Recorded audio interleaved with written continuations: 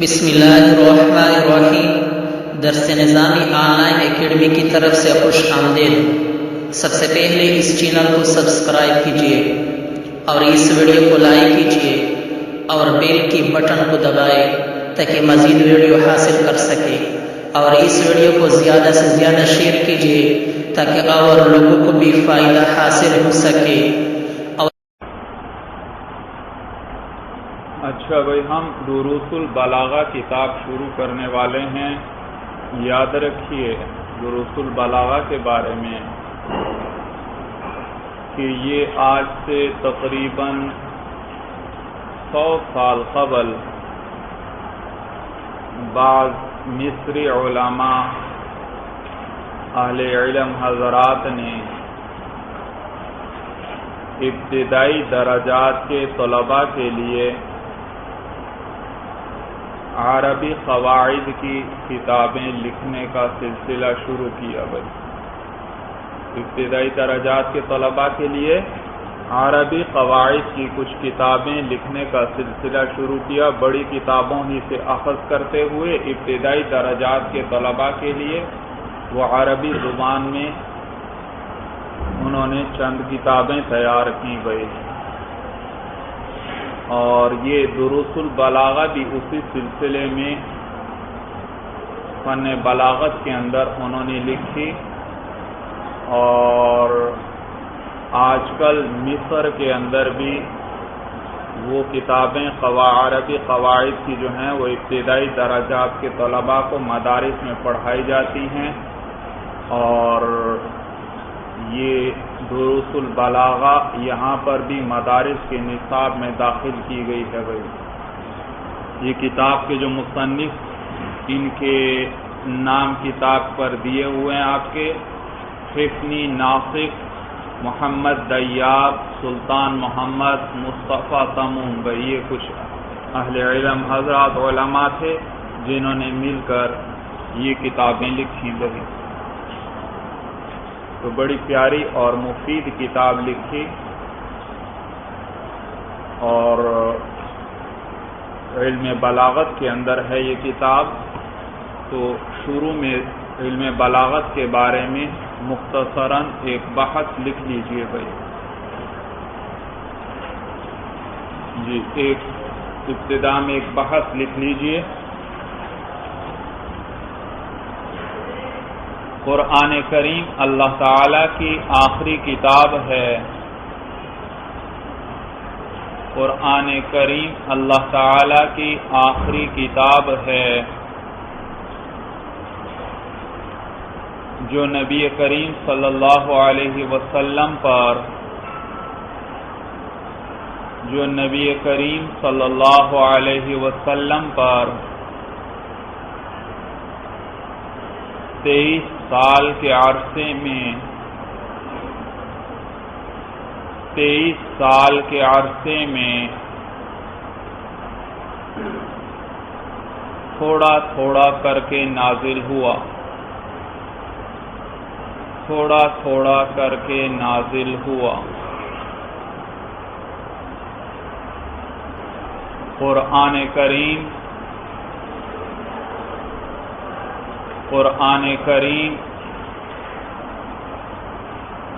سرور کونین صلی اللہ علیہ وسلم کا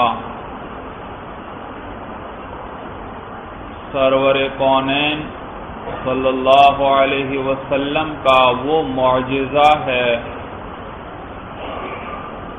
وہ معجزہ ہے جو آج بھی زندہ ہے، جو آج بھی زندہ ہے۔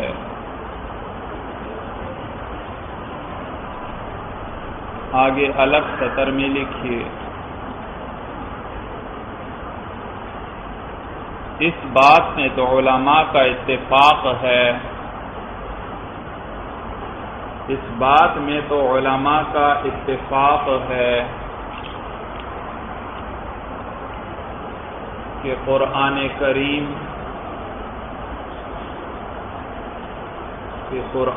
کریم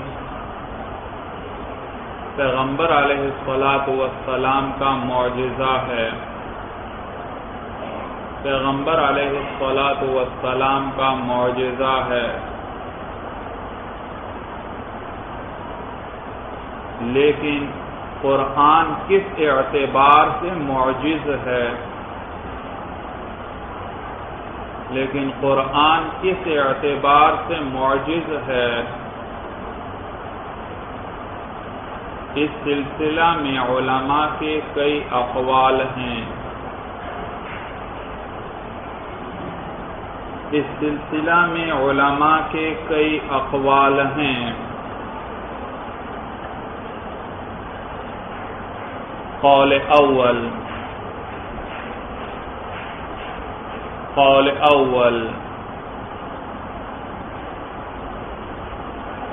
بعض علماء لکھتے ہیں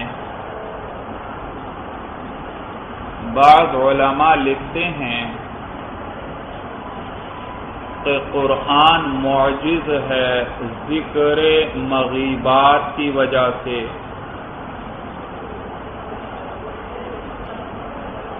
ذکر مغیبات کی وجہ سے۔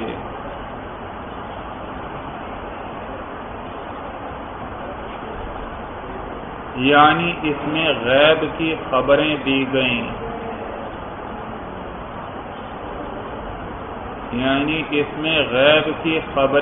گئیں،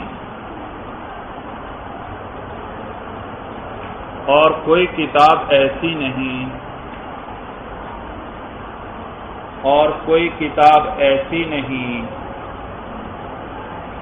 جس میں غیب کی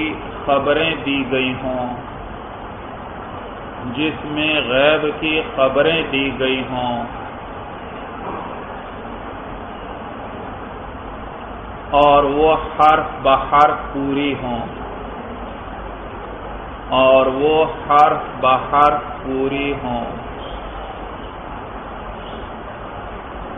قول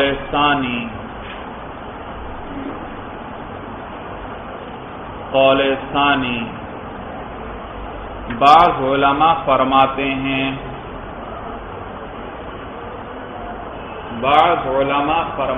ہیں کہ قرآن معجزہ ہے اپنے اسلوب بیان کی وجہ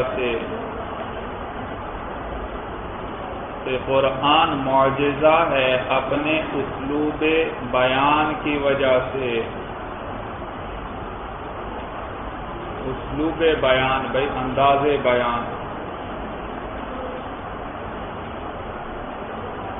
قرآن کا انداز بڑا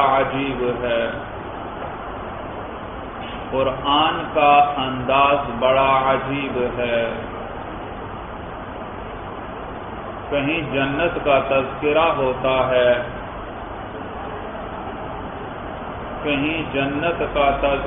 ہوتا ہے،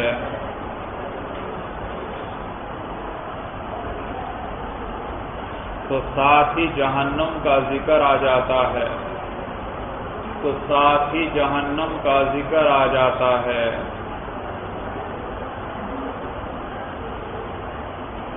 کہیں کوئی واقعہ ذکر ہوتا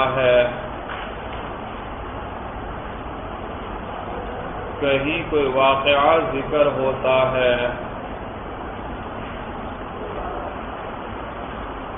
تو کہیں نصیحتیں آ جاتی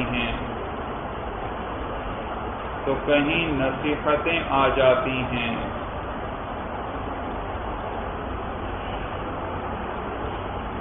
کہیں دعا کا ذکر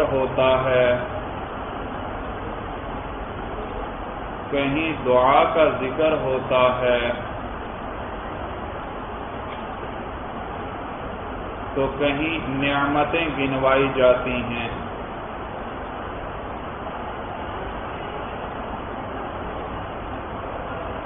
اور کسی کتاب کا یہ انداز نہیں،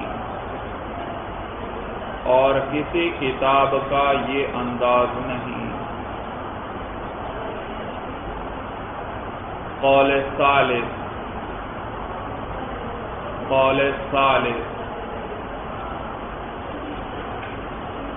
بعض علماء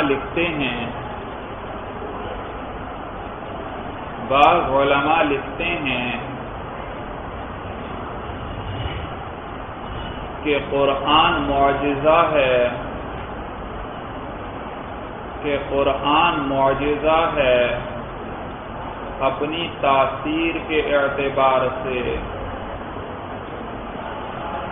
اپنی تاثیر کے اعتبار سے، تاثیر سا کے ساتھ ہے، بھائی سا ہے، تاثیر کے اعتبار سے قرآن بہت جلدی دلوں پر اثر انداز ہوتا ہے،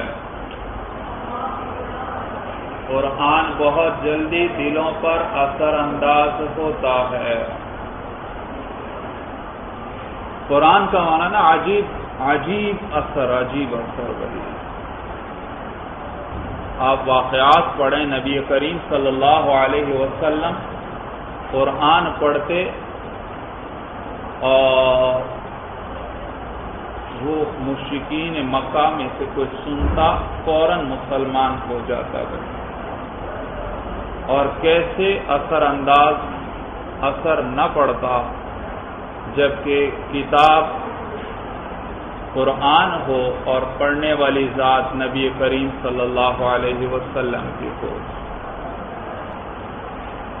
روایات میں آتا ہے بھائی کہ جو آپ کے حضور صلی اللہ علیہ وسلم کے سخت ترین مخالف بھی تھے، وہ بھی رات کے وقت حضور علیہ السلام جب بیت اللہ کے پاس قرآن پڑھا کرتے تھے نوافل میں، نمازوں میں، تو وہ چھپ کر سننے آیا کرتے تھے۔ حتیٰ کہ ابو جہل کے بارے میں بھی آتا ہے کہ وہ بھی آ کر چھپ کر سنا کرتا تھا۔ اس قرآن میں اتنی لذت اللہ نے رکھی، لیکن وہ الگ بات ہے، ضد کی وجہ سے، سرکشی کی وجہ سے وہ اس کو تسلیم نہیں کرتا تھا۔ دوبارہ قرآن کے اندر اللہ نے، یہ تو وہ واقعہ میں ذکر کر رہا تھا حضور صلی اللہ علیہ وسلم کا، ویسے قرآن کے اندر اللہ نے عجیب اثر رکھا ہے، کسی کتاب کے اندر وہ اثر نہیں بھائی، کسی کتاب نہیں۔ اتنا عجیب اثر کہ غیر مسلم بھی جب اس کو سنتے ہیں، اگرچہ ان کو سمجھ میں نہیں آتا، عربی کا ایک لفظ وہ نہ جانتے ہوں، دنیا کی کسی بھی زبان سے، کسی بھی قوم سے ان کا تعلق ہو، ان کے سامنے قرآن پڑھا جائے تو ان کے دلوں پر اثر انداز ہوتا ہے، اور واضح طور پر وہ اس کو محسوس کرتے ہیں بھائی، واضح طور پر۔ یہ چند سال قبل کا واقعہ ہے جس کا ذکر اخبارات میں بھی آیا کہ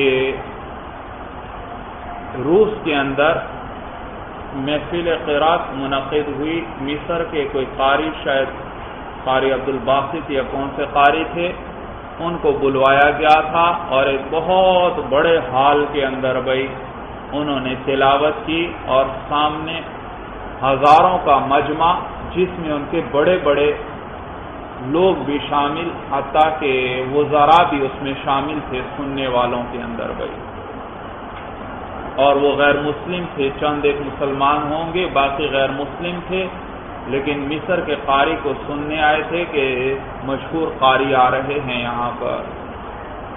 ان قاری نے تلاوت کی بھائی، اور جتنے غیر مسلم بیٹھے ہوئے تھے سب کی آنکھوں سے آنسو بہ رہے تھے قرآن سنتے ہوئے۔ اتنا عجیب اثر، اتنا عجیب اثر۔ تو آگے لکھیے بھائی، قول رابع، قول رابع،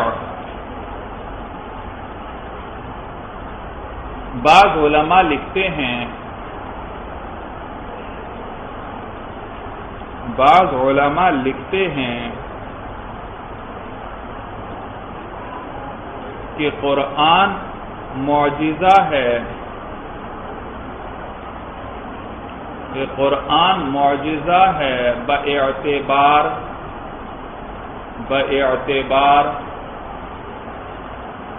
عدم خلق، عدم خلق، خا لام قاف نقطوں والا، لام پر فتحہ ہے بھائی، خلق، خلق کا معنی پیدا کرنا، اور خلق جو ہے خلق کا معنی پرانا ہونا. تو بعض علماء لکھتے ہیں کہ قرآن معجزہ ہے باعتبار عدم خلق کے، یعنی اسے جتنی مرتبہ بھی پڑھا جائے یہ پرانا نہیں ہوتا، یعنی اسے جتنی مرتبہ بھی پڑھا جائے یہ پرانا نہیں ہوتا، یعنی اس کے پڑھنے سے جی نہیں بھرتا، یعنی اس کے پڑھنے سے جی نہیں بھرتا. یہ قول رابع سمجھ میں آیا بھائی؟ اور کوئی بھی کتاب ہو، دو تین کتنی ہی بہترین کیوں نہ ہو، اور کوئی بھی کتاب ہو اور کتنی ہی بہترین کیوں نہ ہو، ایک دو مرتبہ کے بعد اسے دوبارہ پڑھنے کو جی نہیں کرتا. ایک دو مرتبہ پڑھنے کے بعد اسے دوبارہ پڑھنے کو جی نہیں کرتا. قول خامس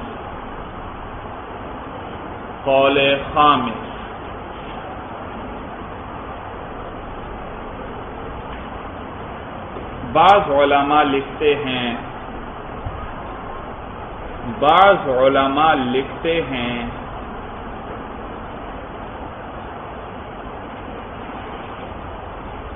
کہ قرآن معجزہ ہے،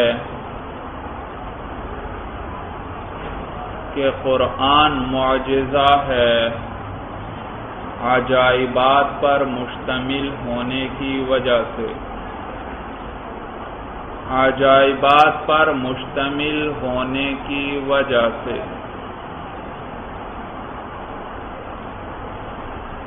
قرآن عجائبات پر مشتمل ہے،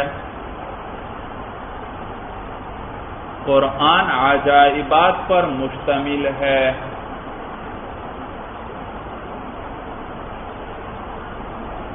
اس کی اب تک ہزاروں لاکھوں تفاسیر لکھی جا چکی، اس کی اب تک ہزاروں لاکھوں تفاسیر لکھی جا چکی.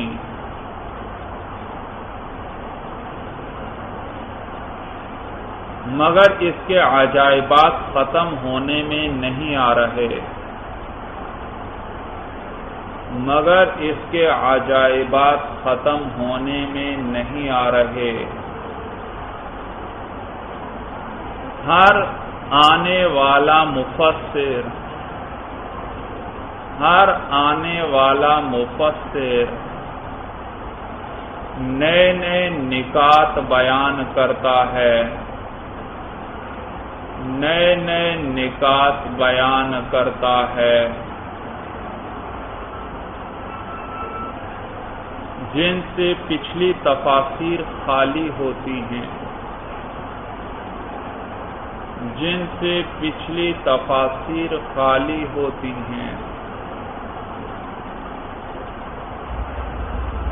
اور قرآن کے عجائبات ختم بھی کیسے ہو سکتے ہیں؟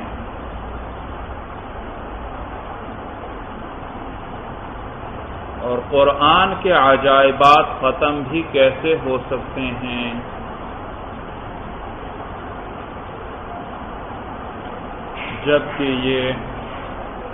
جبکہ یہ خالق ارض و سما کی کتاب ہے،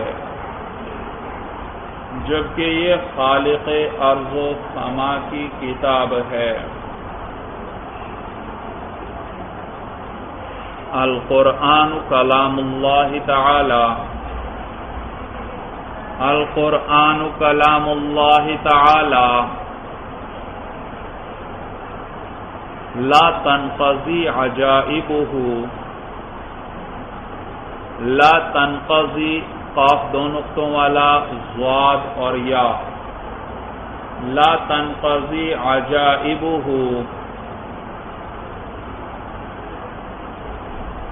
الی یوم القیامہ، الی یوم القیامہ۔ چلیے بھائی باقی بحث کل لکھیں گے۔ ھذا هو المرام، اللہ اعلم بحقیقت الکلام۔